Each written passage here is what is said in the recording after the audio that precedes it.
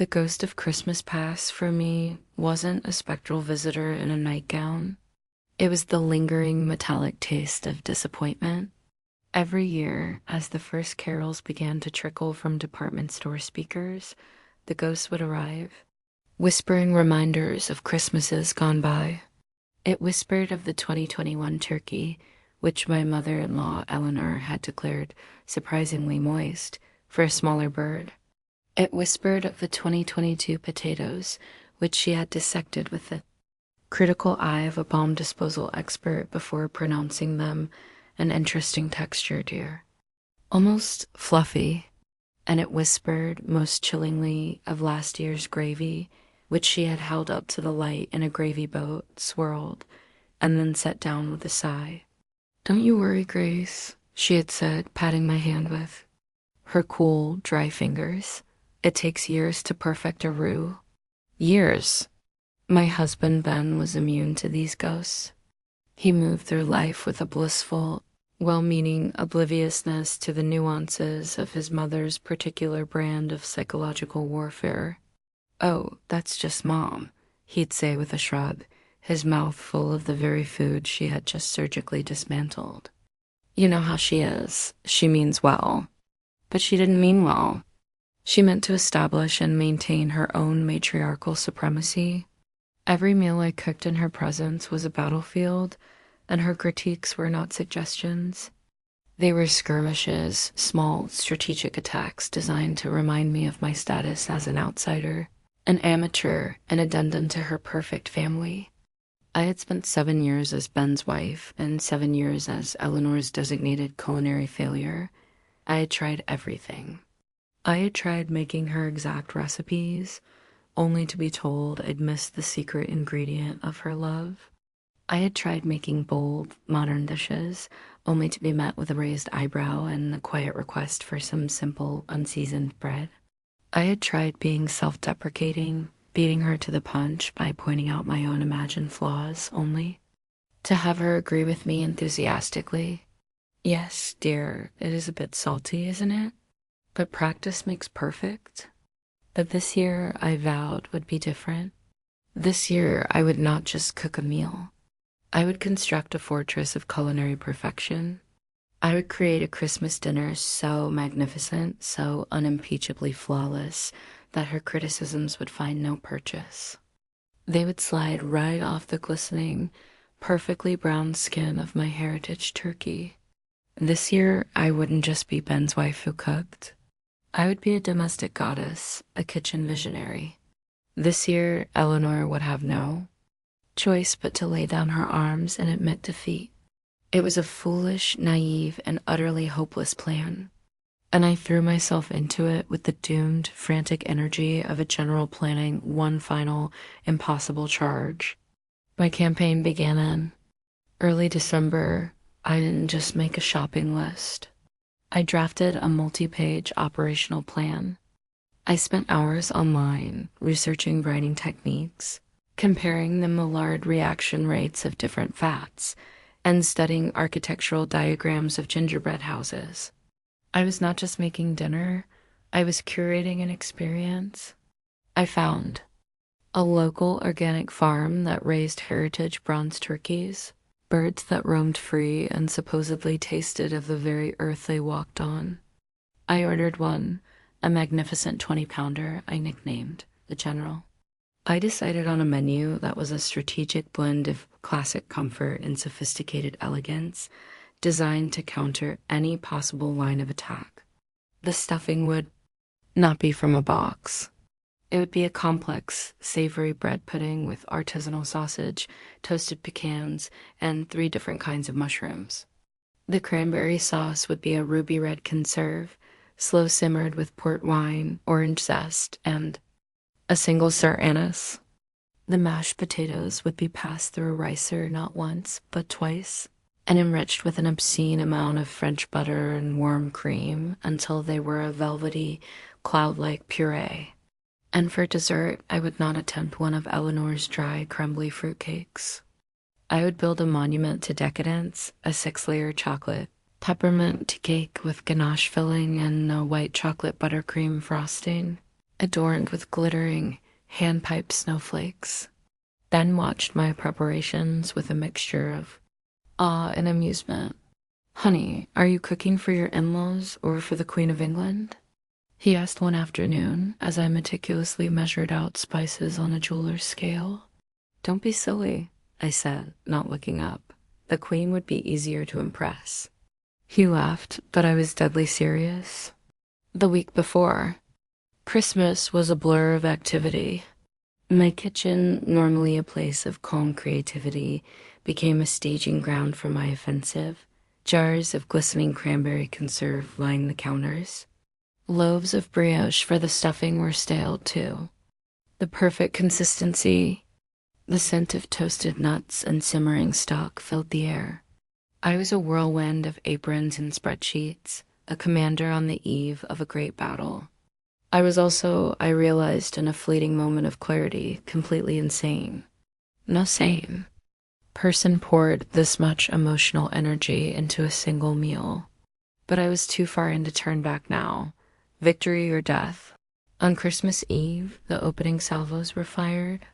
Eleanor and her husband, Robert, came over for what was meant to be a relaxed evening of eggnog and appetizers. Eleanor walked into our living room, and her eyes immediately began their silent, critical sweep. "Oh, Grace," she said, her voice full of a carefully modulated concern. "This is a festive tree.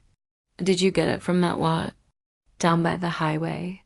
I've always found their pines to be a little sparse. My tree was a magnificent, full-bodied Fraser fir that had cost a small fortune.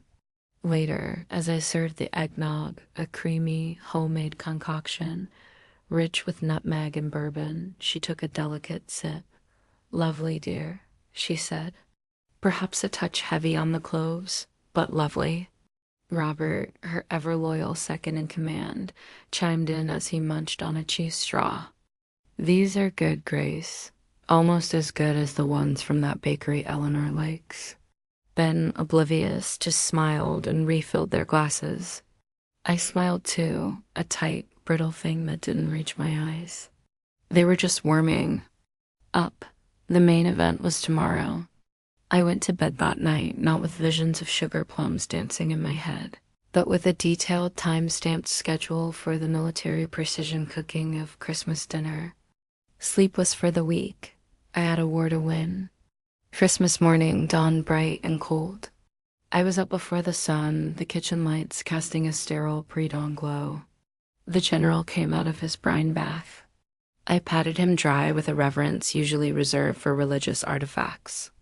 I made a compound butter with fresh sage, thyme, and rosemary, and massaged it under the turkey's skin until it was luminous. The day unfolded in a perfectly executed symphony of timers, thermometers, and oven rotations. The stuffing was baked to a golden brown perfection. The potatoes were riced into a creamy, ethereal mound. The green beans were blanched and shocked, retaining a vibrant, jewel-like crispness. The kitchen smelled like a Norman Rockwell painting come to life. It was, by any objective measure, a culinary triumph in the making. Ben wandered at around noon, drawn by the incredible aromas. "Wow, Grace," he breathed, his eyes wide. "It smells epic in here. You've really outdone yourself." He dipped a finger into a bowl of leftover gravy, and his eyes rolled back in his head. "Oh my God, Mom is going to lose her mind." I smiled, a real hopeful smile. Yes, I thought. Yes, she is. The in-laws arrived at precisely 2 o'clock. Eleanor was wearing a cream-colored cashmere sweater set, an outfit that seemed specifically designed to repel any possible drips or stains. She glided into the kitchen, a visiting monarch inspecting the tribute of a vassal state. My Grace," she said, her eyes sweeping over the bustling countertops. "You certainly have been busy. Are you sure you have enough burners for all this?" "I managed, Eleanor," I said, my smile feeling a little tighter now. Dinner was served at 3. The table looked like a magazine spread. The turkey, roasted to a perfect burnished mahogany, sat in the center, a testament to my skill and dedication. The side dishes were arranged around it in a vibrant, steaming constellation of color and texture. I held my breath as everyone took their first bites. There was a moment of silence, just the sound of forks and knives against porcelain. It was, I thought with a surge of hope, the silence of pure, unadulterated enjoyment. Then Eleanor cleared her throat. "The turkey is very nice, dear," she began, and my heart sank. I knew that opening. Nice was the prelude to an execution. The breast meat is quite flavorful. Perhaps a touch on the dry side, but that's so easy to do with these big birds. It wasn't dry. It was succulent and juicy and perfect. I had a meat thermometer and a 20-page laminated instruction sheet to prove it. The city was quiet and still, hushed under a blanket of cold Christmas night air. The streets were empty, the houses dark, except for the festive glow of colored lights. As I drove, I felt a profound sense of peace settle over me, a calm that was so deep and so absolute, it felt like I had taken my first real breath in 7 years. Every traffic light seemed to turn green as I approached. The world was clearing a path for me. I knew exactly where I was going. A few weeks prior, my school had organized a canned food drive for the St. Jude's Community Shelter, a downtown haven for the homeless and the hungry. I remembered the director, a tired-looking woman named Maria, telling me that while they always got a lot of donations for their big Christmas Day lunch, the days that followed were often lean. "The spirit of giving has a short memory," she had said with a wry smile. I pulled up to the shelter's entrance. The building was an old, unassuming brick structure, but the windows were bright with warmth and light. I started carrying the heavy containers from my car to the front door, my arms aching with the weight of my rejected feast. It took me 4 trips. A young volunteer opened the door for me, his eyes widening at the sheer volume of food I was carrying. He called for Maria. She came out from a back office, her face weary but her eyes kind. She remembered me from the school drive. "Grace, my goodness," she said, her gaze falling upon the mountain of containers I had stacked on her reception desk. "What is all this?" "Christmas dinner," I said with a small smile. "We had a change of plans, and there are a lot of leftovers. I was hoping you might be able to use them." She looked skeptical, likely used to, receiving half-eaten trays of dry leftovers. She opened the first container. Her eyes went wide. Inside was the perfectly carved, succulent meat from the heritage turkey. She opened another, the cloud-like mound of potatoes. Another, the savory mushroom and pecan stuffing. She opened the last, largest container, the one that held the magnificent chocolate peppermint cake. A small, involuntary gasp escaped her lips. She looked up at me, and her tired eyes were shining with tears. "My dear girl," she whispered, her voice thick with emotion, "this isn't leftovers. This is a banquet. This is the most beautiful Christmas dinner I have ever seen." She put a hand on my arm, her touch warm and sincere. "Our residents, they are going to feel so seen, so dignified. To have a meal like this, it's not just about the food. It's about knowing that someone cared enough to create something so beautiful. This is a true gift, Grace, a Christmas miracle." I felt a warmth spread through my chest, a glowing, radiant heat that had nothing to do with praise and everything to do with purpose. For 7 years, I had been seeking a single word of approval from a woman who was constitutionally incapable of giving it. And here, in this humble shelter, a stranger had given me something infinitely more valuable, genuine, heartfelt gratitude. She had seen my effort, she had seen my care, and she had called it beautiful. I drove home through the silent, sleeping city, my car feeling strangely light. I had left the weight of my Christmas dinner behind, but I had also left behind something much heavier, the desperate, suffocating need to be good enough for people who would never see my worth. The ghost of Christmas past was gone, and the ghost of Christmas future was, for the first time, a bright and open road. I returned to a quiet house. The dishwasher was humming, the dinner plates and wine glasses sparkling clean. Ben was sitting at the kitchen table, nursing a cup of coffee, his face etched with worry. He looked up as I came in, and the relief in his eyes was palpable. He didn't ask where I'd been. He just looked at me, really looked at me, perhaps for the first time all night. He saw not an angry, hysterical wife, but a woman who was eerily, unnervingly calm. A woman who had changed. They're never going to change, are they? He said, his voice a quiet, defeated whisper. It wasn't a question. It was a final, dawning realization. The last brick in his wall of denial crumbling to dust. No, I said, my voice just as quiet. I sat down across from him. They're not. And I'm done trying to make them. I'm done auditioning for the role of the perfect daughter-in-law. I'm done setting myself on fire to keep them warm. I reached across the table and took his hand. It was trembling slightly. For 7 years, Ben, I have dreaded Christmas. I have poured my heart and my soul into creating these perfect meals, hoping that this time, I would finally get it right. And tonight, I realized it was never about the food. It was a game. And the only way to win, I said, my voice clear and strong, is to stop playing. He squeezed my hand, his eyes full of a shame and regret that was painful to see. I'm so sorry, Grace, he whispered. I see it now. I've been seeing it for years, I think, but I didn't want to. It was easier to tell you to ignore it than to confront them. I haven't been a very good husband. You've been a good son, I corrected gently. You've been caught in the middle. But I can't be in the middle with you anymore.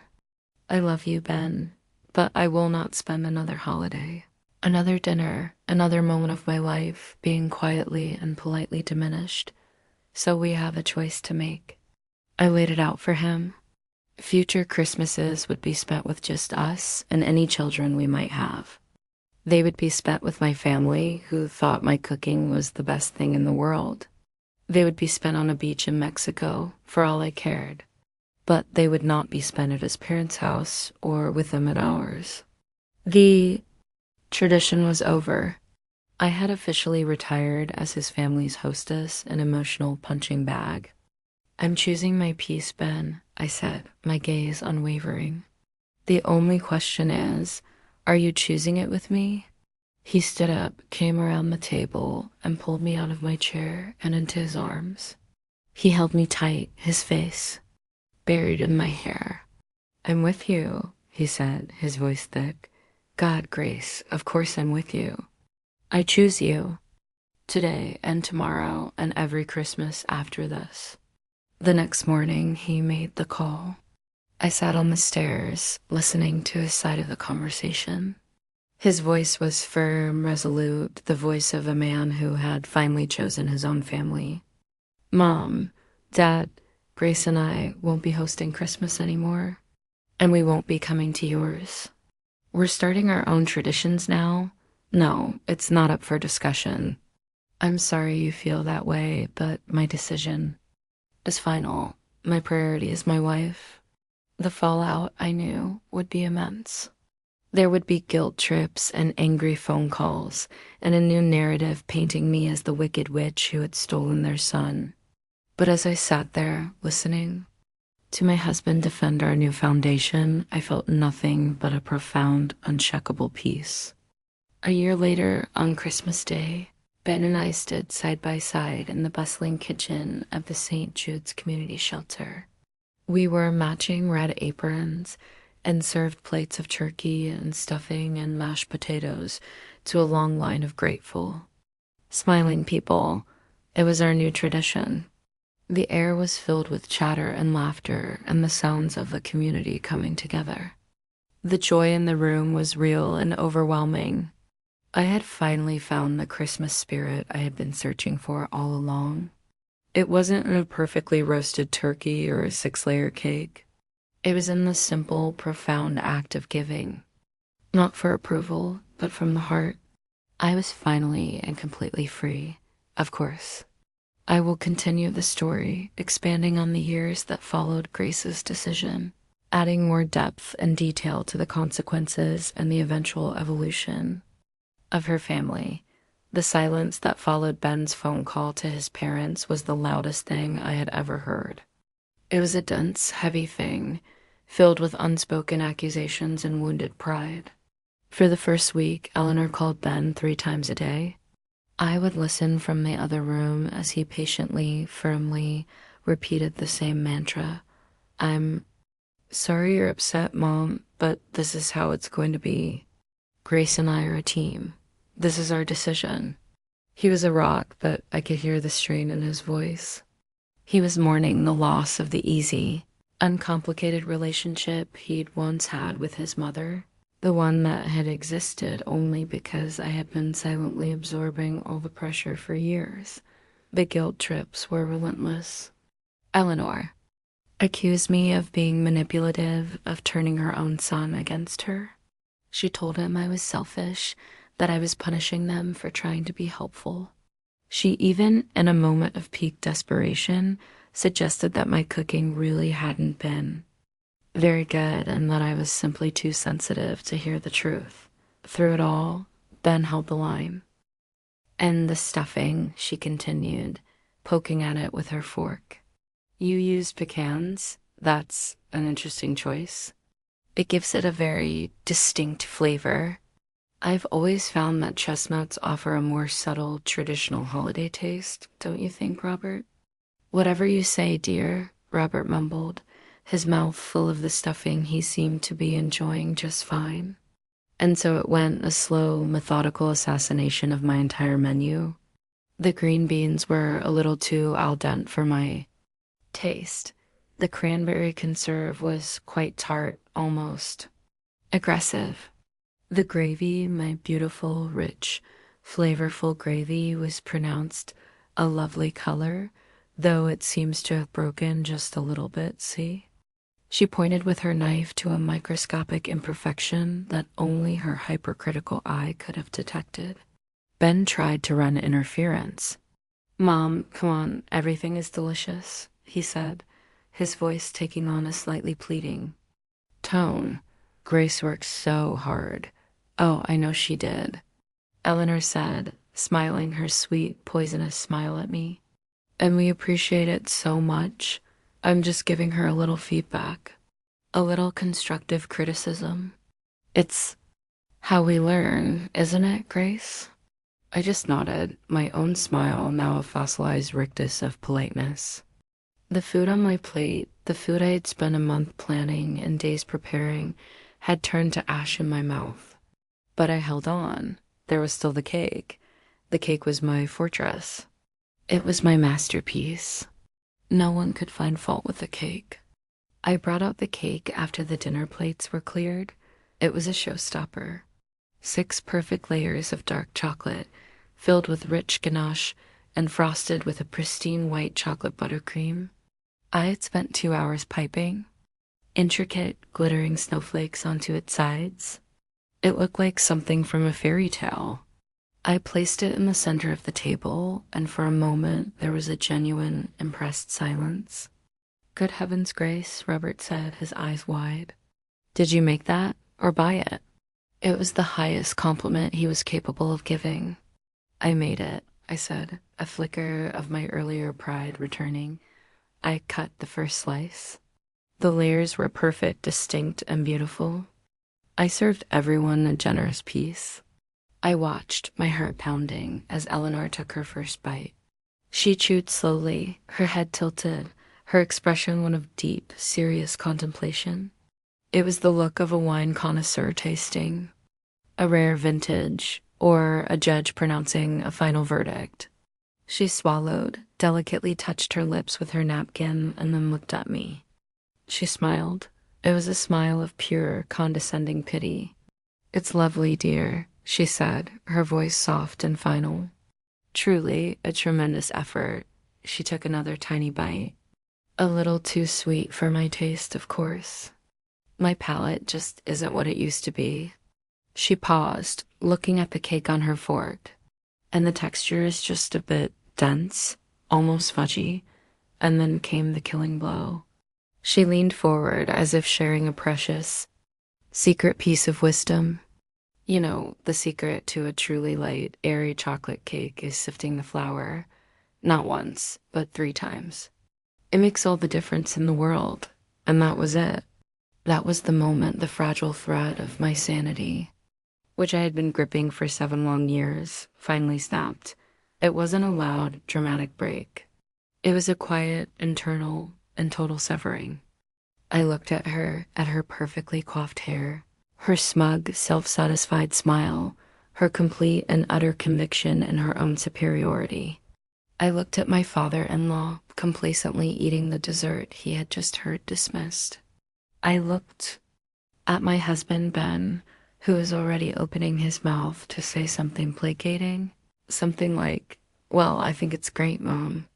And I realized, with a clarity that was as brilliant and as blinding as a flash of lightning, that it was never about the food.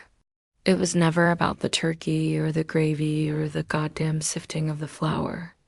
The food could be handed down from the heavens on a golden platter, and she would still find fault, because the fault was not in the food. The fault was in me. My very existence as the woman her son had chosen was a flaw she could not abide.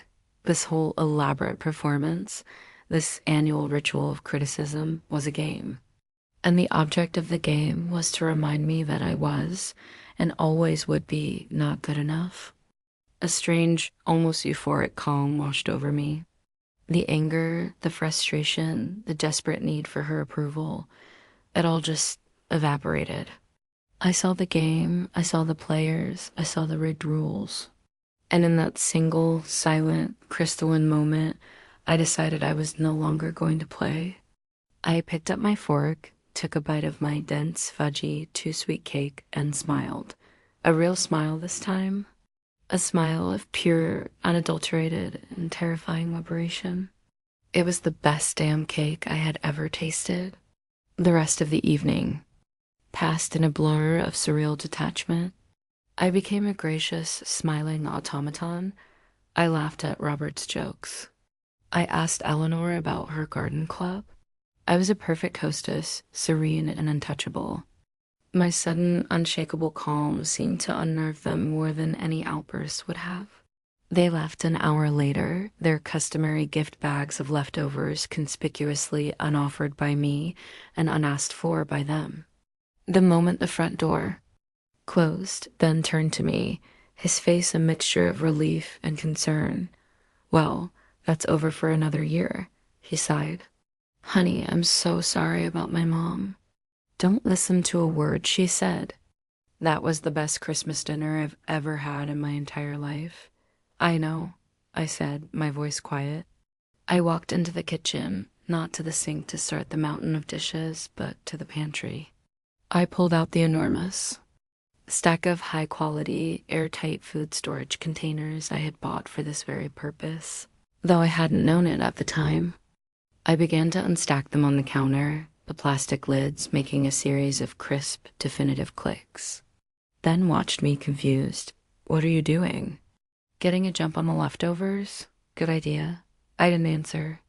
I went to the dining room table and picked up the platter that held the remains of the general.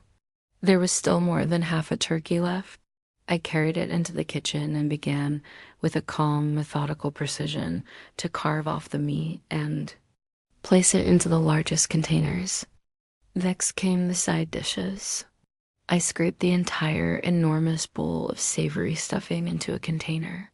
Then the vat of creamy riced potatoes, the crisp green beans, the tart jewel-toned cranberry conserve.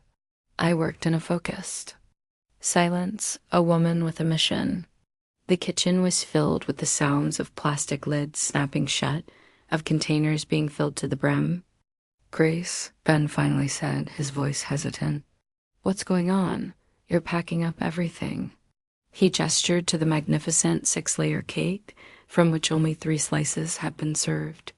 Are you packing that up? For them to take home tomorrow? That's really big of you. I paused, the cake knife in my hand. I looked at my husband, at his kind, handsome, and utterly mystified face. No, I said, my voice soft but clear. They didn't seem to enjoy it. Why would I give them more of something they found so disappointing? I carefully sliced the remaining cake into large, generous portions and packed it into its own set of containers. He finally understood that something was wrong, truly wrong. Okay, you're mad, he said, running a hand through his hair. You have every right to be mad. She was awful tonight, but what are you doing with all the food? I snapped the last lid into place. My beautiful, perfect month-long project was now a neat, towering stack of plastic boxes. I began carrying them 2 by 2 to the front door. I came back for my coat and my car keys. Grace, talk to me, Ben pleaded, his voice now laced with real panic. Where are you going? It's almost 10 o'clock on Christmas night. I turned to face him, my hand on the doorknob. I'm going to give this food to people who will be grateful to have it, I said. I'm going to a place where a meal like this will be seen as a gift, not a failure. I opened the door. I'll be back in an hour. I left him standing alone in the warm, fragrant kitchen, a bewildered king in an empty castle, surrounded by the lingering smell of a feast that was no longer there. I had not raised my voice. I had not shed a tear. But I knew with every fiber of my being that I had just changed our lives forever. He was finally seeing the game, and now that he saw it, he couldn't unsee it. His loyalty to me, his defense of our new shared peace, was the greatest gift he had ever given me. We had our first quiet Christmas, just the 2 of us. We woke up late, we exchanged gifts in our pajamas, and we ate Chinese takeout on the sofa while watching old movies. It was blissful, it was peaceful, and if I'm being honest, it was also tinged with a deep, aching sadness for the family that wasn't there, for the tradition that had been amputated. Setting a boundary is an act of self-preservation, but it is rarely a painless one. On Christmas afternoon, we drove to the St. Jude's shelter and spent 3 hours washing dishes and serving coffee. The gratitude in that room was a balm on our wounded hearts. It was a powerful reminder that we had made the right choice. Eleanor, however, was not ready to surrender. On New Year's Day, she staged an ambush. Our doorbell rang, and we found her on our doorstep, holding magnificent homemade apple pie. It was her legendary pie, the one recipe she had always refused to share with me. It was a peace offering, but it was also a Trojan horse. I was just in the neighborhood, she said, her smile bright and brittle. I thought you two might like this. Can I come in for a moment? She was trying to force her way back in, to use the symbol of her own domestic superiority to override the boundary we had set. Ben handled it beautifully. He stood in the doorway, blocking her entrance, and took the pie from her hands. That's so thoughtful of you, Mom, he said, his voice kind but firm. But Grace and I are just settling in for a quiet day. We can't have visitors right now. Thank you so much for this. I'll call you later in the week. He kissed her on the cheek, said goodbye, and gently closed the door, leaving her standing on our welcome mat. We watched through the peephole as she stood there for a full minute, her face a mask of disbelief, before turning and walking stiffly back to her car. The boundary had held. It was the first of many times we would have to reinforce it. The year that followed was a year of silence. The angry phone calls stopped, replaced by a sullen, wounded quiet. We weren't invited to Easter. Dinner. Ben's birthday passed with only a polite surface-level card from his parents. My own birthday was ignored completely. We were, it seemed, in a state of familial exile. It was painful, but it was also liberating. For the first time in our marriage, our social calendar was entirely our own. We took a trip to the coast in the summer, just the two of us. We spent weekends hiking and exploring small towns, building a life that didn't revolve around a tense, obligatory Sunday dinner. We were forging our own traditions, creating our own history. The ice began to crack, just a little, in the autumn of the second year. Ben's father, Robert, called him on his birthday. A conversation, Ben told me later, was brief and awkward. They talked about the weather. They talked about sports. They didn't mention Eleanor. They didn't mention Christmas. But at the end of the call, Robert said, his voice gruff with emotion, "We miss you, son." It was a tiny crack in the wall of silence, but it was a start. That Christmas was easier than the last. The sadness had faded, replaced by a comfortable sense of purpose. Volunteering at the shelter no longer felt like a defiant act or a necessary balm. It just felt like our tradition. We knew the names of the other regular volunteers. We were part of something. The joy we felt was not a reaction to someone else's negativity, but something we had built for ourselves. The peace was real and it was ours. Life continued. We bought a new couch, then got a promotion. I started a small after-school cooking club for my students. We lived. The drama of that Christmas dinner began to feel like a story that had happened to someone else a lifetime ago. The in-law issue was no longer a constant, active presence in our lives, but a dormant volcano we had learned to live around. And then, in the third year, the volcano rumbled. I got a call from Ben at work. His voice was tight with worry. "It's Dad," he said. "He had a fall. He broke his hip. He's at University Hospital and they're taking him into surgery this afternoon." The truce was over.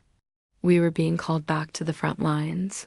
The hospital waiting room was a beige box of anxiety, a place where all family, dramas, active and dormant, are forced into uncomfortable proximity. When Ben and I walked in, Eleanor was already there, sitting ramrod straight in a vinyl chair, her purse clutched in her lap. She looked smaller than I remembered and terribly vulnerable. Her usual armor of perfectly applied lipstick and critical judgment was gone, replaced by the pale, frightened face of a woman who was terrified of losing her husband. She looked up as we approached, and her eyes, for the first time I could remember, held no trace of animosity. They just held fear. "Ben," she said, her voice trembling slightly. He went to her immediately, wrapping her in a hug. She didn't flinch when I sat down in the chair next to her. We sat in a strange, silent solidarity for hours. We were no longer mother-in-law and daughter-in-law. We were just three people, united by our love for the man who was currently in surgery. The old grievances felt petty and insignificant in the face of this new, real crisis. After about 2 hours, I realized Eleanor hadn't moved, hadn't had anything to drink. I went to the bleak hospital cafeteria and bought 2 cups of coffee and a bottle of water. I returned to the waiting room and handed one of the cups to her. "Here, Eleanor," I said softly. "You should drink something." She looked at the cup, then up at me. Her eyes were filled with a surprised, bewildered gratitude. She took it from my hand, her fingers brushing against mine. "Thank you, Grace," she whispered. It was, I realized, the first time she had ever thanked me for anything without a qualifier attached. It was just a simple human acknowledgement. It wasn't forgiveness. It wasn't an apology. But it was a start. It was a recognition that, in that moment, we were on the same side. Robert's surgery was a success, and his recovery was slow but steady. Our visits to the hospital became a new, temporary routine. The 4 of us would sit in his room, making small talk, the television murmuring in the background. Eleanor was always civil, always polite. She would ask me about my school, about my students. She never offered a single piece of advice. She never criticized the hospital food. The shared fear had stripped her of her old weapons, and she seemed to have forgotten how to use them. By the time Robert was released, something had irrevocably shifted. The old war was over. A new, fragile peace had been negotiated. In the sterile corridors of the hospital, the boundaries were still there, but they were no longer battle lines. They were just fences defining our separate yards, with a gate that could occasionally be opened. The final test came a year later. An invitation arrived in the mail, printed on heavy cardstock. Eleanor and Robert Janssen request the pleasure of your company at a dinner to celebrate their 50th wedding anniversary. The dinner was not at their home. It was at the Clove, a nice, quiet restaurant downtown. The choice of a neutral location was a massive concession, a white flag of surrender. It was an acknowledgement that they could no longer command me to perform in their territory. They were inviting us as equals to meet on common ground. Darren and I talked about it for a long time. We don't have to go, he said. Ever my protector, but we both knew we would. It was time. The dinner was, in a word, pleasant. It was just the four of us at a quiet corner table. We talked about Robert's physical therapy, about a new project Ben was leading at work, about my cooking club. The conversation was light, easy, and completely surface level. It was the kind of polite and personal conversation one has with distant cousins or new neighbors. And it was wonderful. Towards the end of the meal, Eleanor turned to me. Ben tells me your cooking club is putting together a little recipe book for the school fundraiser, she said. That sounds like a lovely project. It is, I said, bracing myself for the inevitable follow-up, the helpful hint about binding or fonts. But it never came. Instead, she just smiled, a small, genuine smile. You've always been so creative with food, Grace, she said. It was the simplest of compliments, the kind of thing she could have said 100 times over the past decade. But hearing it now, in this quiet restaurant, after everything we had been through, it felt like a peace treaty being signed. It was an admission, an acceptance, an end. As we left the restaurant that night, Ben took my hand, his thumb stroking my knuckles. The air was cold and crisp, and the city lights seemed to glitter with a special intensity. He stopped me on the sidewalk and turned to face me. Thank you, he said, his voice thick with an emotion that went far beyond the pleasant dinner we had just had. For what? I asked. For all of it, he said. For being brave enough to burn it all down so we could build. This quiet, this peace. I never would have found my way here without you. I leaned my head on his shoulder, and we stood there for a long time, just watching the traffic go by. I realized I hadn't destroyed his family. I had forced it to evolve. The old, toxic foundation, built on unspoken rules and quiet. Manipulations had to be demolished before we could build something new. And what we had built was smaller, quieter, and less intimate, perhaps. But it was honest. And it was strong enough to last.